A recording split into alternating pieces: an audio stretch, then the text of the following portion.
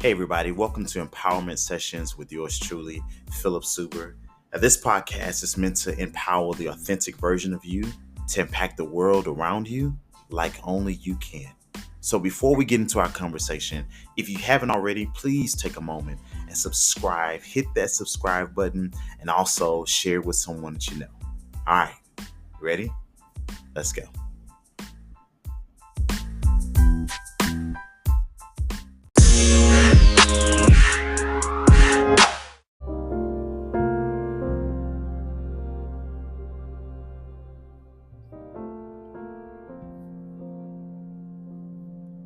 Hey, family, welcome to Empowerment Sessions.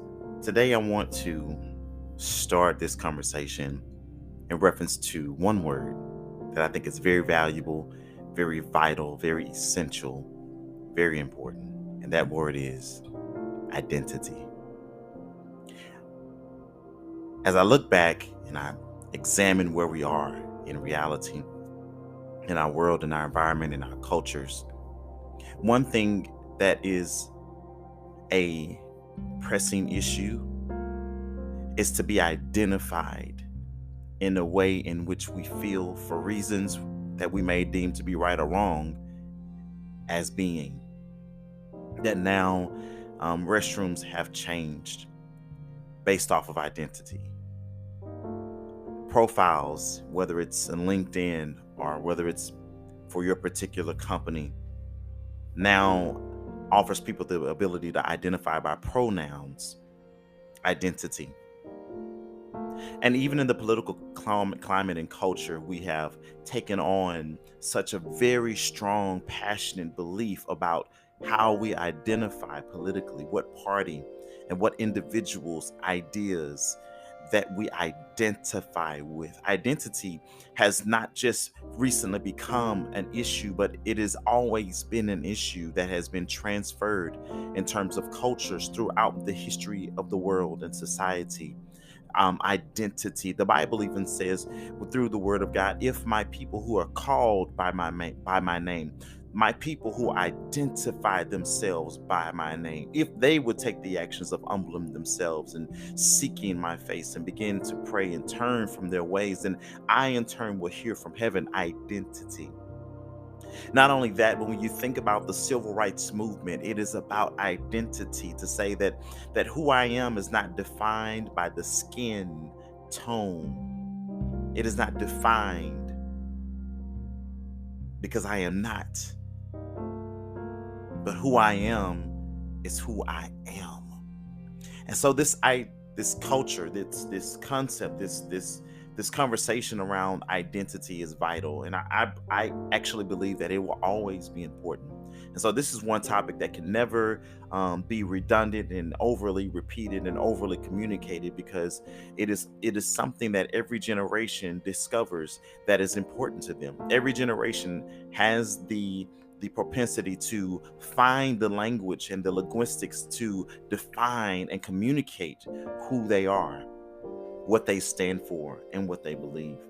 I'm in this conversation. Ruth comes to mind. If you are familiar with the Bible and the story of Ruth, everybody knows her from Ruth and Boaz, and how this romance, this love, this redemption of her life, as she experienced loss. She experienced the loss of her husband, and the Bible really starts this story off with Naomi having lost her husband, and then her having had two sons, and her two sons began to marry, and Ruth was one of the women that her sons had married. And so when her sons had died, it was the mother-in-law and her two daughter-in-laws, and so they began to experience this transition. And one daughter said, I'm going to go back, but Ruth said, where you go, Naomi, I will go. Your people will be my people. Very poetic and very meaningful conversation and dialogue between them two. But it gets to the point that they get to a certain place, and they meet Boaz, and we understand, if you look at the context of it, that Boaz is a significant one, and he's positioned, and it's amazing how they collide. Their two worlds collide. But there is a passage that I want to focus on for the simplicity of it, and I want to deep dive into that in reference to our topic of identity.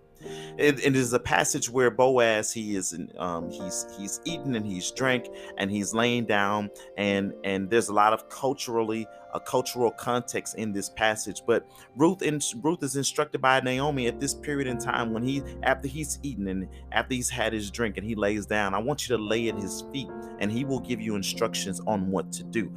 And so in this, the Bible says that he does those things, and at that moment Ruth obeys and she lays at his feet.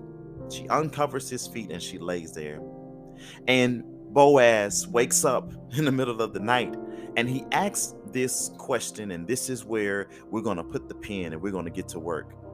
He says, listen to this, Ruth chapter 3 verse 9. Who art thou?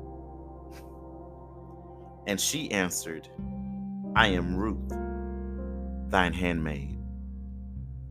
I want to take that simple statement of her identity and work with that, because I believe that knowing who we are is just the surface. Operating and owning who we are and then being able to articulate who we are is crucial. So I took down a couple of notes as it relates to identity, because what I love about this statement is that Ruth has been transitioned, just like many of us. Correction, all of us. We have transitioned through life. And this statement that Ruth makes when she's asked, who is she? She says, I am Ruth. I'm not defined, and she's not defining herself as a widow, even though she's lost her husband. She is not defining herself as a transitioner because she's in the middle of transition.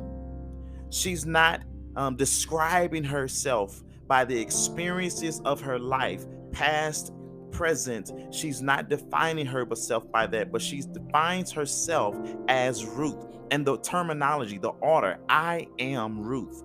It reminds me when God speaks to Moses and he says, I want you to tell Pharaoh who sent you, because he's saying, who should I tell them when I come up with this and I gotta represent these people? Who am I supposed to say that you are? And God says, I want you to tell them that I am that I am. And the significance of I am is that it is a statement, a profound statement in which all the elements of our world and the universe, it responds to that statement, that when we say I am, whatever we say after the I am finds itself towards us. It gravitates to us. When we say I am depressed, I am poor, I am useless, I am worthless, the attributes in which we have spoken, they gravitate to us because we have released that into our world, that that's who we are. And we've made a statement to say that that's who we are. But Ruth does not define herself by the circumstances, the environment, nor the conditions of her current role. She was gleaming in the field, but she didn't define herself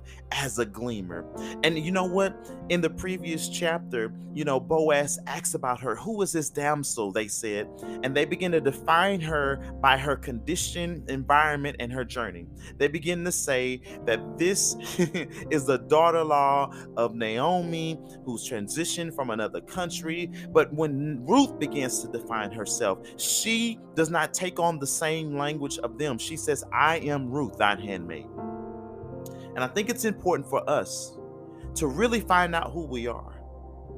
And in the definition of who we are, that we don't cling to the seasons that we've experienced. We don't cling to the things in which we have find ourselves being able to own in terms of luxury and what we've bought and the homes and the cars and the business status, the social economical status. It's not right for us to define ourselves by the temporary placement that we hold in the seasons of our lives, because when those seasons change, when those possessions change, and when those temporary things that we have associated ourselves with change, oftentimes we find it hard to define ourselves because we have used those loose things, those temporary things, to define ourselves.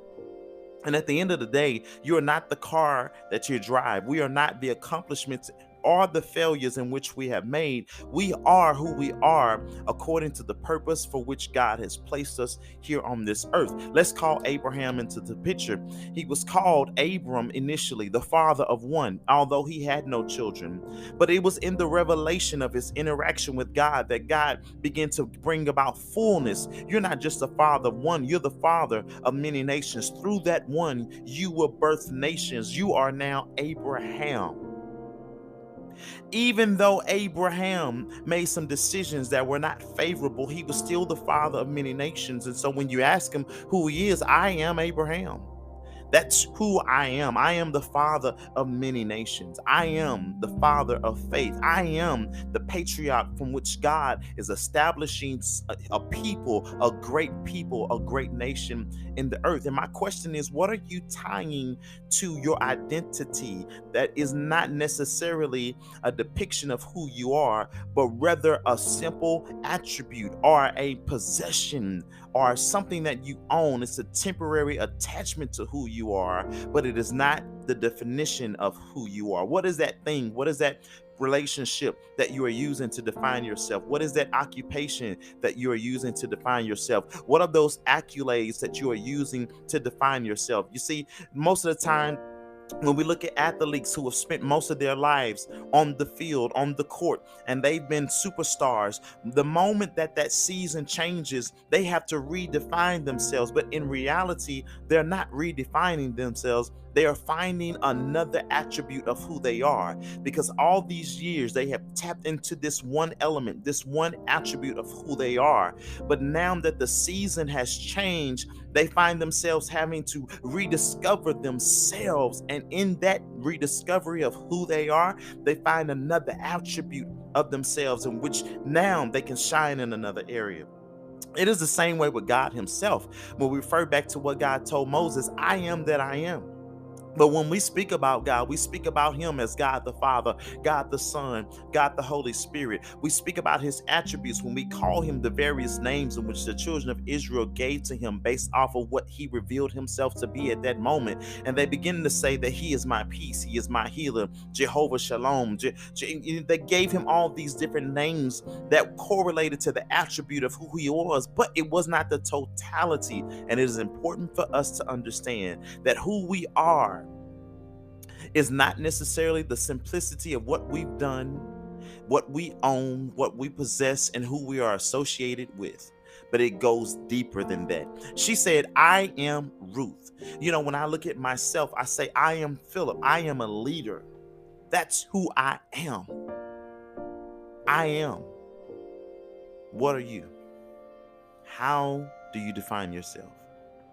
And what's important is that not only in the statement that she made that clear that this is who I am, she also, here it is, was able to articulate it. Don't let it pass you by. Don't think of it as something that's so simple and that it's unimportant. No, she was able to articulate it. Are you able to articulate who you are without having to stumble, without having to second guess it, without having to think it, that in a drop of a moment you can say who you are without any doubt about it, without any confusion in your mind as to who you are?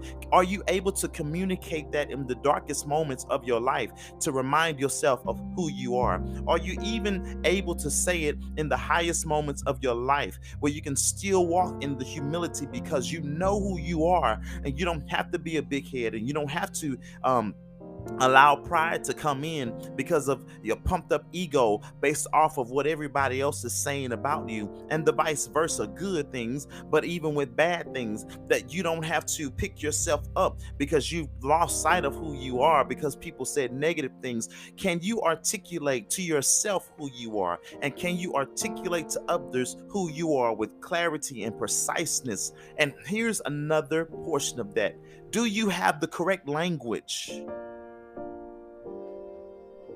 to communicate who you are? Now, this got me when I was thinking about it as I'm driving home from work, because listen, when you think about Naomi and Ruth, they were not just confined to one culture. See, Ruth was born in one culture, married into another culture, and when she began to travel with Naomi and they began to travel to Judea, that she was exposed to another culture. And my question for you is, have you limited your linguistic ability to communicate because you have only been surrounded by one group of people, one group of mindsets and perspectives that have limited your language and your ability to communicate? And here is the one thing that I want you to understand. It's not just the ability to communicate, but it's the ability to separate yourself from all the things that you normally would use to define who you are, so that you can see who you are in essence.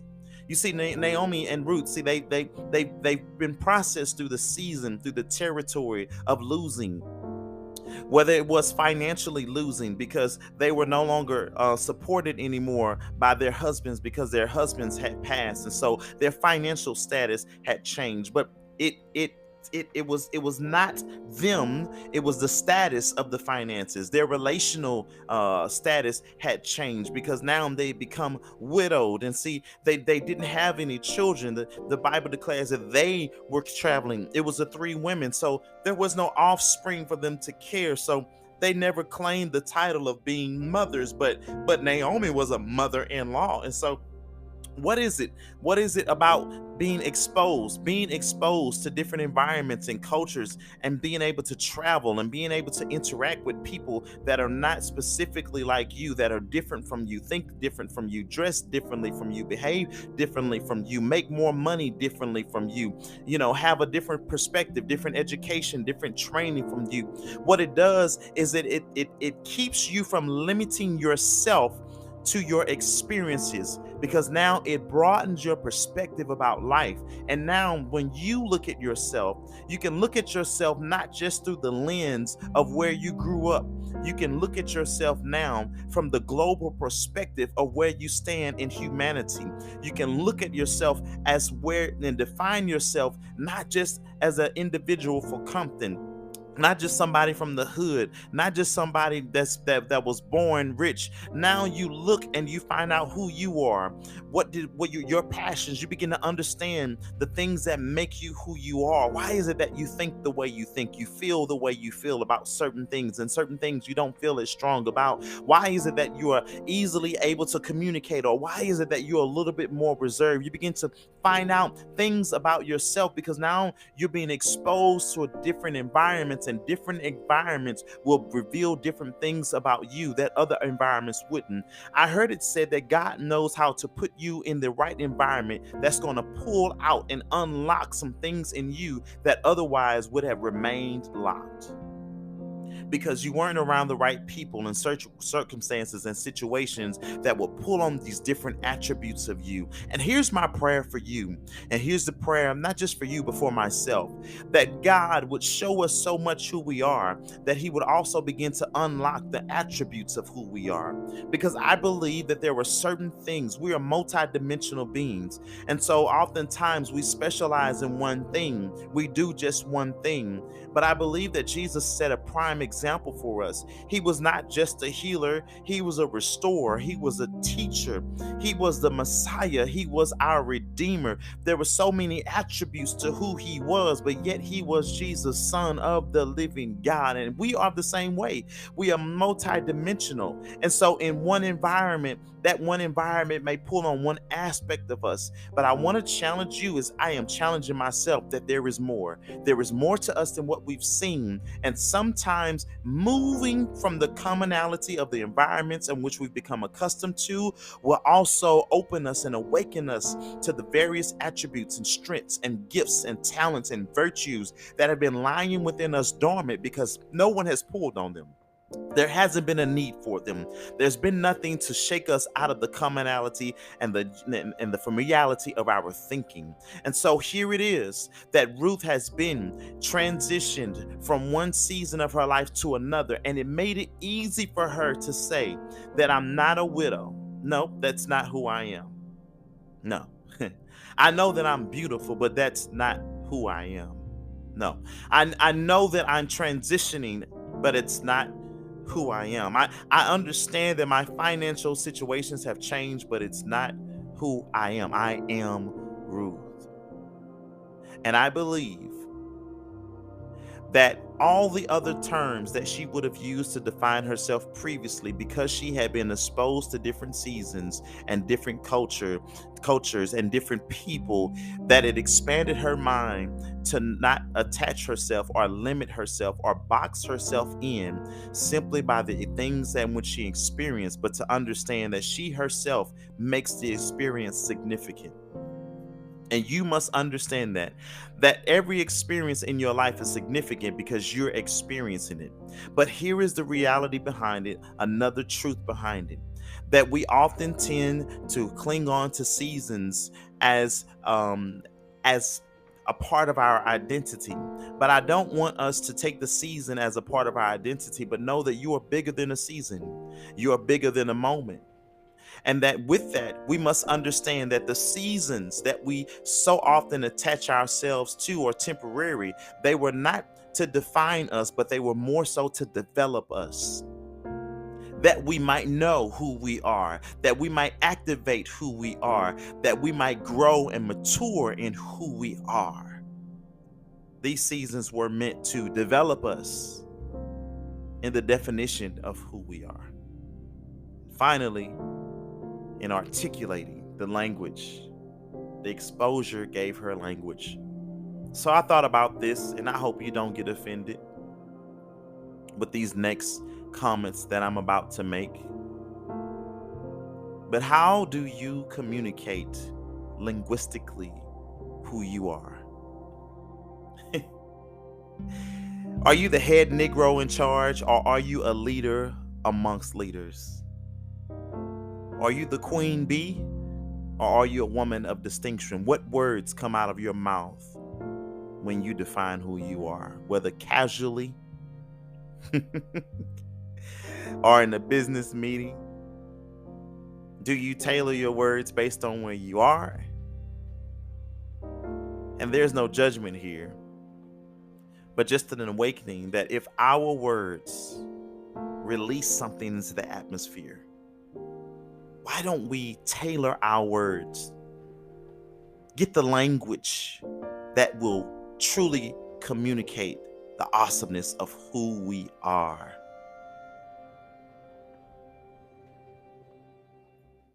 Here's the question. Sometimes we use the language that we're most familiar with, that comes from the environment that we're more connected to, when it comes to communicating linguistically who we are.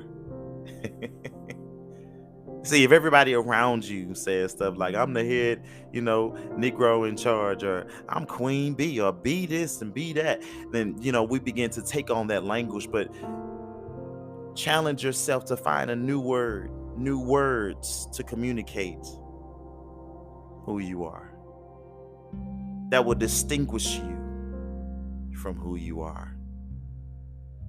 Out of all the women that were gleaming in the field, Ruth had the power of distinction by the way she identified herself.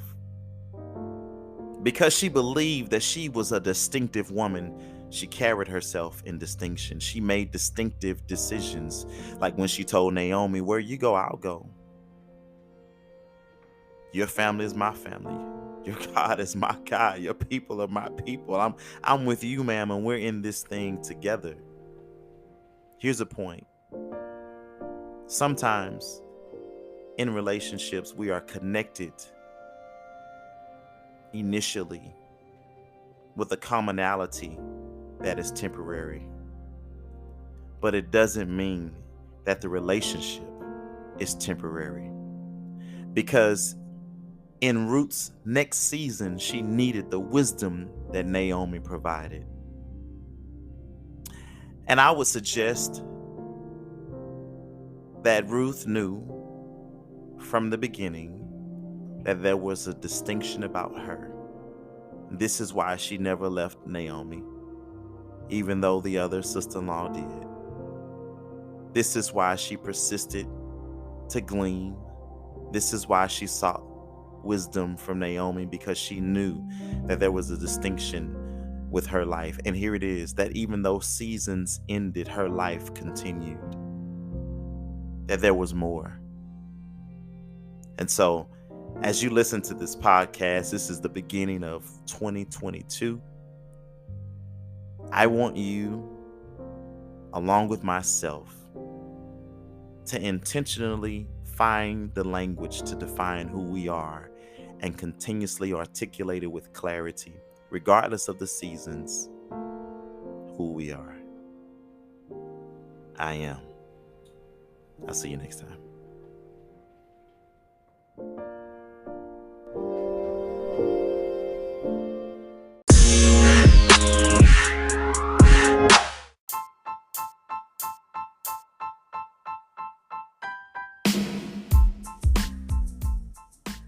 Hey, thanks again for joining me in this discussion today, Empowerment Sessions.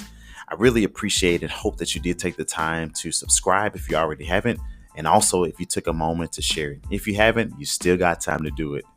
Now listen, remember that this podcast is meant to empower the authentic version of you, to impact the world around you like only you can. Now, you can follow me even after the podcast is over on Instagram at empowerment_sessions or at I am Philip Super.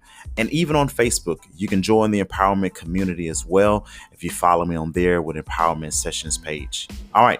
I look forward to adding you guys to the group and seeing your comments on how this podcast has really impacted you in a positive way. Until next time, remember, it's all about you being empowered to help the next generation.